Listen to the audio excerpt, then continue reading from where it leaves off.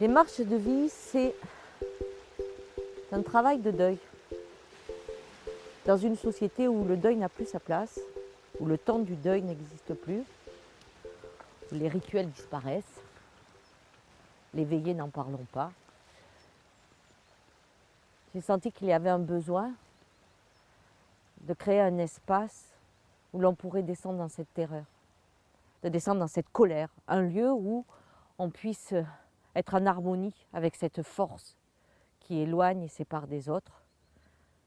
Et c'est pour ça que j'ai choisi les Cévennes, qui sont à l'opposé de ce que vous avez vu en Normandie. Les Vieilles Pierres, c'est un lieu où on traverse dans un paysage fort, avec des montagnes qu'on ne peut pas dominer, des cascades, des rivières extrêmement puissantes, qui ne font absolument pas peur. Parce qu'en état de deuil, on n'a pas peur.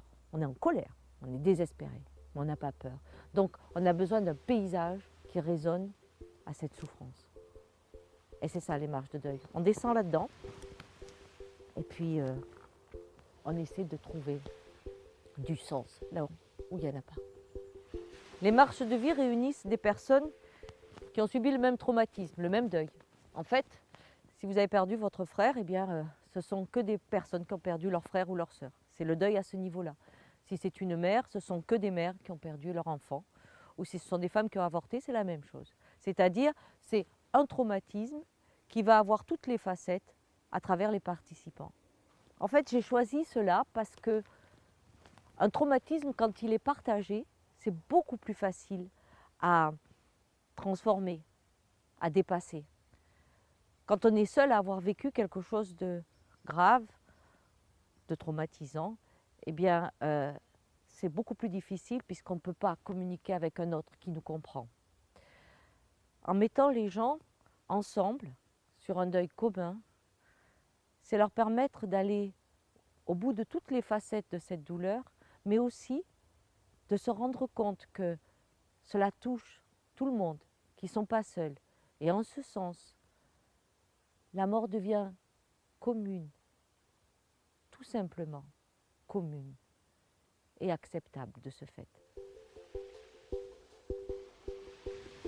Il y a aussi les marches de cendres que j'ai créées et qui vont se réaliser dès cette année et qui sont un lâcher de cendres collectif.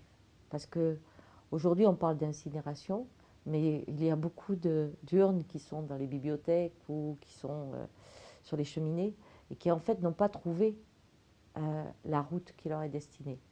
Donc dans les marches de cendres, eh bien, il y a à nouveau un rituel de plusieurs jours, une veillée, et puis un lâcher dans le coucher de soleil qui permet d'inscrire l'être que l'on aime dans la beauté et d'avoir pu dire, parler, ritualiser le départ et faire du mort un défunt, un sage, un ange.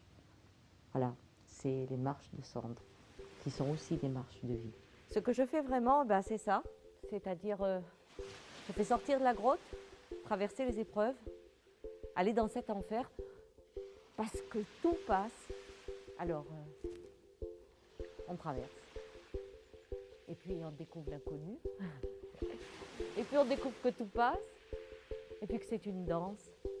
Je fais passer, traverser. J'accompagne. Allez.